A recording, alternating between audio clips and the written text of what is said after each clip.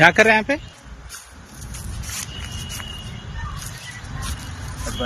చెప్తా చెప్పు బంద్ చేయని చెప్పు.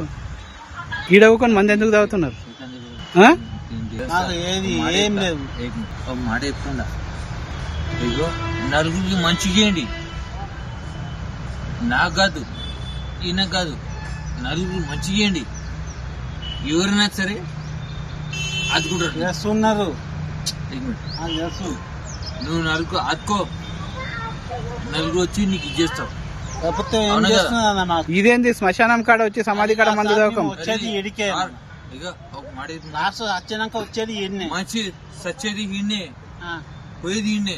మొత్తం ఈడ సుఖం దొరికేది ఈయనే.